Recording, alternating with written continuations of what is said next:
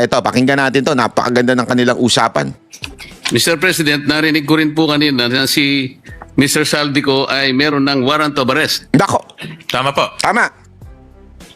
Bakit po si dating speaker wala pa? Nako, patay tayo dyan. Alam ko na iniisip ninyo. Kasi yan din ang iniisip ko nung una ko narinig yan. Okay? Alam ko na, pero mamaya ko na lang sasabihin. Hindi, sige, ngayon na nga. Sigurado ako iniisip ninyo, kasi baka nauna lang. O baka kasi mas nauna si Zaldico idiin ng administrasyon bago si Romualdez. Di ba? Baka nauna lang. Okay? Pero, chotomate. Wait lang. Meron pang ibang katanungan si Marcoleta. Kasi alam mo, etong si Marcoleta magaling to sa leading question eh. Alam mo yung leading question? Huwag ka magkakamaling sumagot ng sablay dahil meron siyang pinupunto. Pag nagtanong siya, alam niya na yung sagot.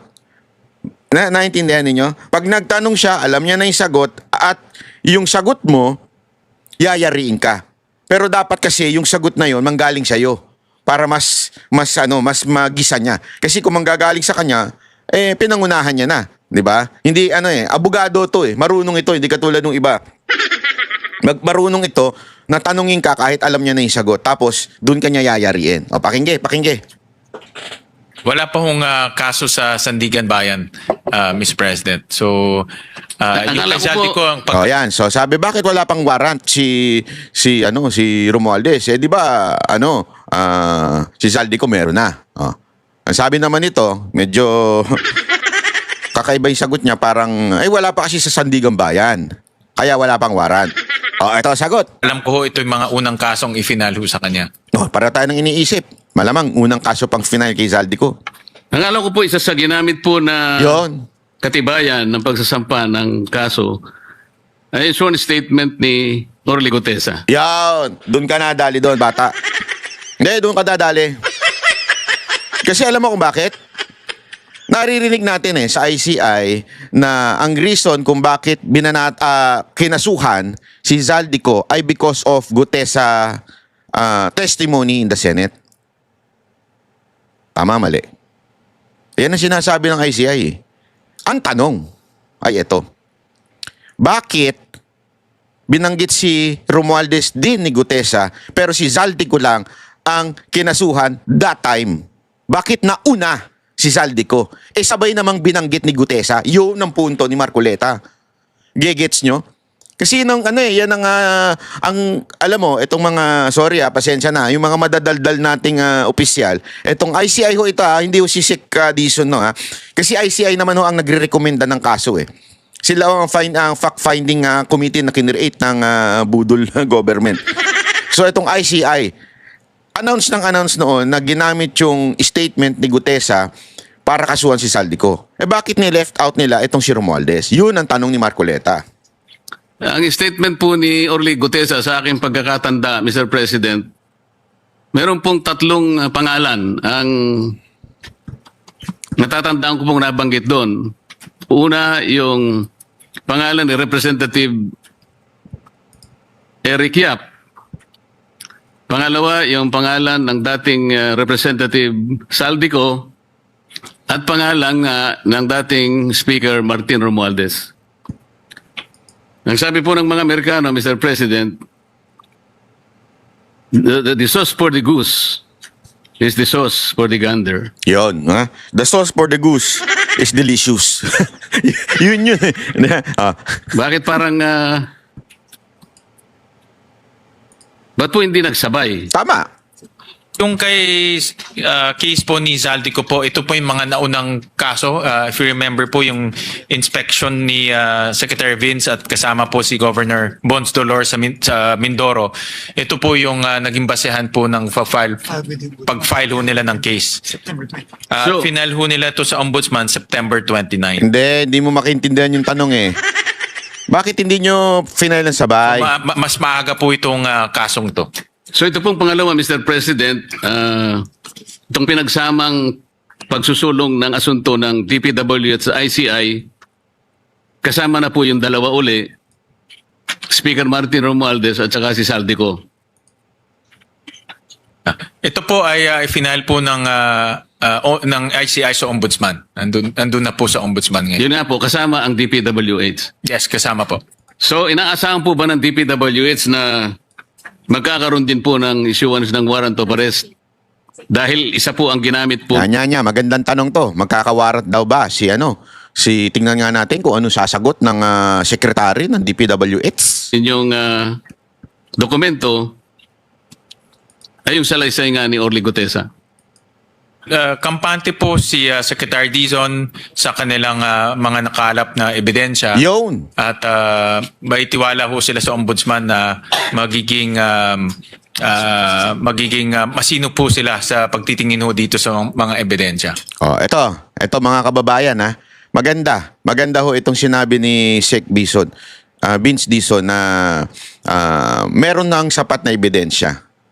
Meron ng sapat na ebidensya para kasuhan at maisyuhan ng warrant. Kasi ganito yan, para sa kaalaman ninyo. Para lamang po sa mga hindi po alam ang kasukasuhan, alam mo yung kasukasuhan? Hindi po yung sumasakit pag matanda ka na. Hindi, sa kasukasuhan, di ba ganito yan? Ipipresenta mo ngayon yung iyong complaint, tapos didinggin ngayon ng piskal. In this instance, yung ombudsman yung tumatayong parang piskal. At pag may nakita yung piskal o yung ombudsman na sa probable cause, okay? Although, sa bagong ruling ng Supreme Court, hindi lang probable cause ang hinihingi. Kailangan is yung parang probability of conviction. Kailangan meron. Okay? I am not sure kung ganun din sa ombudsman. Alright? Kasi iba yung sa piskal sa ombudsman. But still, ombudsman ang magpapasa nito o magpapasa nito ngayon dun sa court. Ano ba ang korte dyan? Yung Sandigang Bayan. Okay? So sila ang magpapasa. Ang sinasabi ni Secretary Vince Dizon, true gatchalian, ay ang laki ng possibility na dapat mawarrant si Romualdez. Yan ang sinasabi ni Vince Dizon. Ibig sabihin, yung kanilang pag-aaral, siguro, wag na natin sabihin yung ICI kasi iba yun eh. Ito, yung sa kanyang departamento, DPWH, sa kanyang paghanap ng mga ebidensya, ay malaki ang posibilidad na magkaroon daw ng warrant. Actually, possible na. Talagang dapat magka-warrant. Ang tanong, paano ang gagawin ng ombudsman? Kasi sila bilang DPWH, magpapresenta lang sila ng ebidensya. O ito, dapat ng kasuhan yan, dapat ng i-warrant yan. So mag-i-issue ng warrant, korte na, hindi na ho yung DPWH. Ang pagkakataon nito, ombudsman at saka itong Sandigang Bayan. So ibig sabihin, somehow, yung influence ni Remulla ang mananaig dito. Naintindihan natin?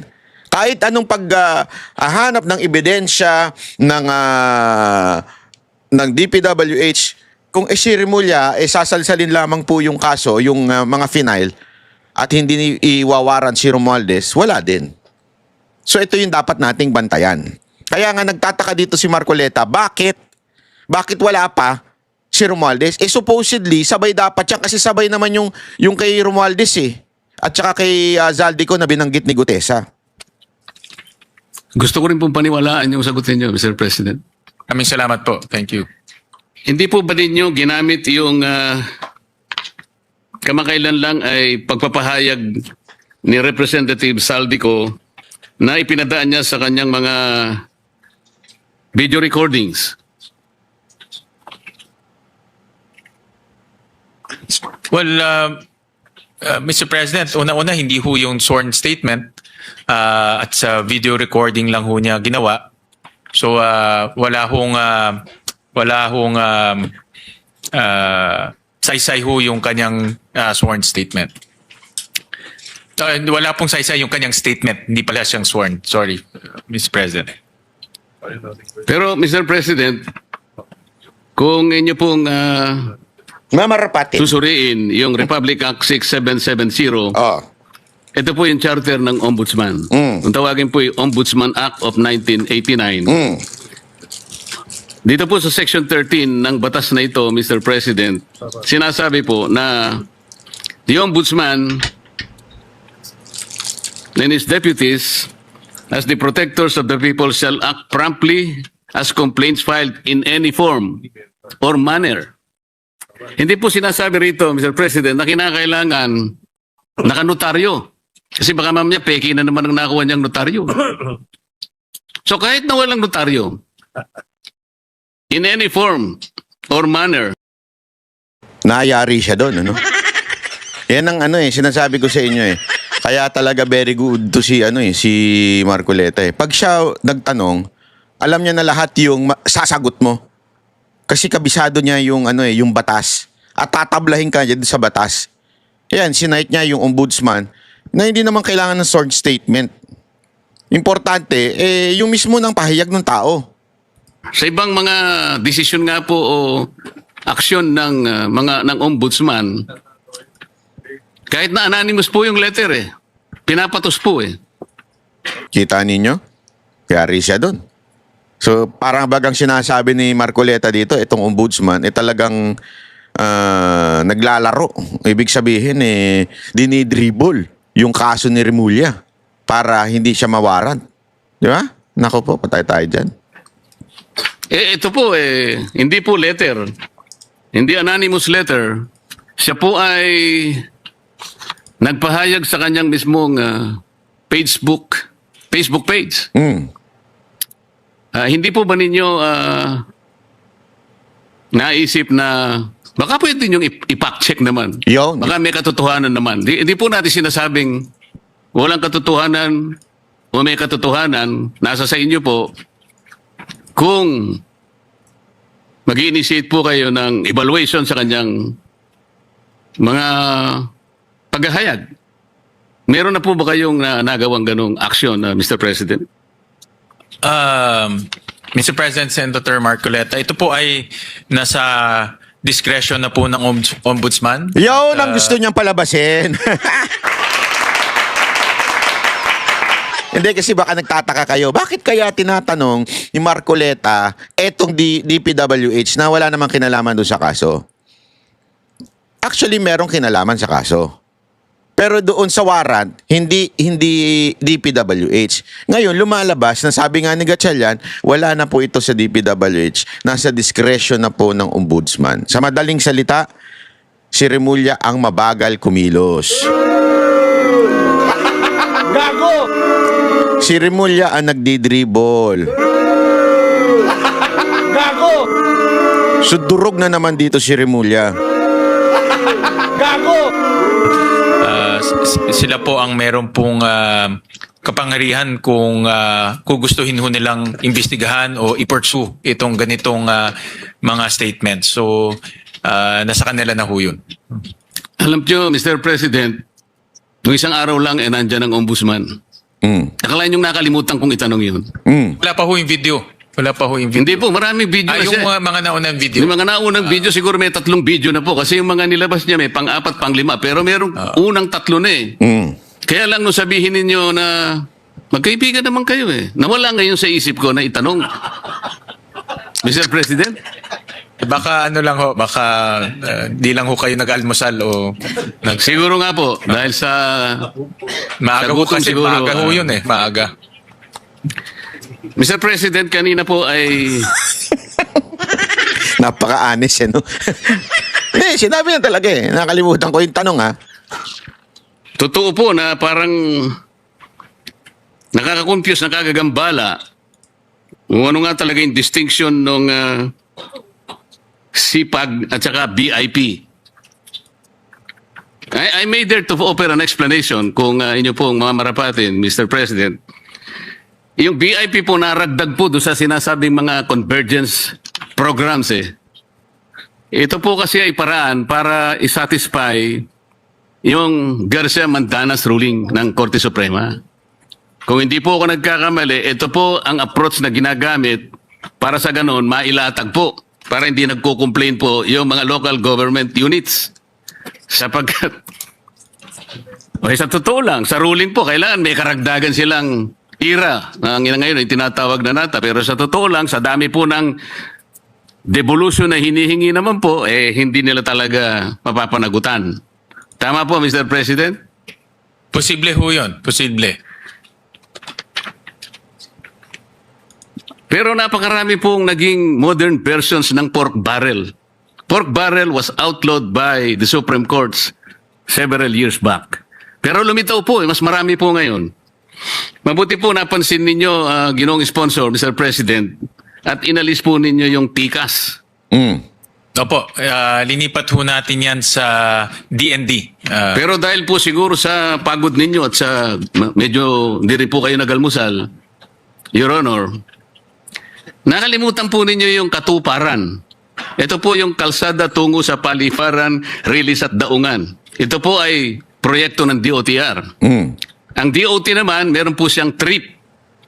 Ito po yung Tourism Road Infrastructure Project. Ayan na po lumipat na po ng issue. Anyway, ito. Meron ako ipapaliwanag sa inyo. Ito, napaka-importante ho na ito ha. Kasi dito nila babaliin yung kay Remulla. O kay Romualdez, malamang dito baliin ni Remulla. Nakikets nyo? Kasi dito napaka-importante nating tignan ng buong buo yung nangyayari. Si Zaldico, agad-agad may warrant na. Si Romualdez, wala pa. Which is the same naman yung mga facts na pinanggalingan. So, why the delay? Diyan pa lang, makikita mo na may problema itong si Remulla. Tila dinidribble niya. Pero may isa pang problema. Ano yon? Eto, panoorin nyo ito. Basahin nyo ito. Kasi dito, nakatalakay, yung matinding posibleng mangyari. Eto po, yan. Nakita nyo yung balita na yan? Ano ang kinaugnayan yan? Malaki. Hindi para sa kaalaman ninyo. Baka kala ninyo maliit na kinaugnayan nyo. Malaking kinaugnayan yan sa issue ngayon. Bakit po? Remember, eto pong pork barrel o yung tinatawag na pork scam. Kay Napoles po ito Naalala niyo yun? Kay Napoles. Eto pong issue na ito ay same thing sa Ghost Project o yung Ghost Flood Control Project. Same shit, different names. Kasi ganyan ang ginagawa ng mga mambabatas ever since. Pork barrel, DAP, PDAP, paiba-iba lang ang pangalan. Ngayon, ang program, insertion, flood control project, naintindihan nyo, nag-iiba lang. Pero lahat yan, katkong. Lahat yan, korupsyon. Lahat yan, pera ng taong bayan, tax ng taong bayan. Same. Nag-iba lang ng anyo para mailusot. Ano kinaugnayan ni Biason? Si Rupi Biason, Ito. Para lang maintindihan nyo. Dati pong congressman yan. At ngayon, mayor na ng Muntinlupa. Kamusta kayo dyan sa Muntinlupa? Puro lupa pa rin ba? Puro lubak pa rin ba? Ito pong yung peking NGO na ni Napoles, ay nahatulan po si Rafi Biason, si Rufi, Rufi Biason. Ibig sabihin, guilty siya ng anak ng tutsang kalabaw Guilty na po siya. Kaya nga in-uphold. Ibig sabihin niyan, kasi nagpasa siya ng parang appeal doon sa unang conviction niya. Okay? At ano po yung conviction niya? Guilty siya sa graft. Ang nakakapagtaka, guilty siya ng graft. Although, naka-appeal siya, may hawak pa rin siyang posisyon ngayon. Naku, grabe. Ganyan kawalang ya at pwedeng salsalin ang batas ng ilang mga politiko. Kaya nga sabi nila, di ba? Meron silang bend the law. Hindi mo i-break yung law pero you can bend it.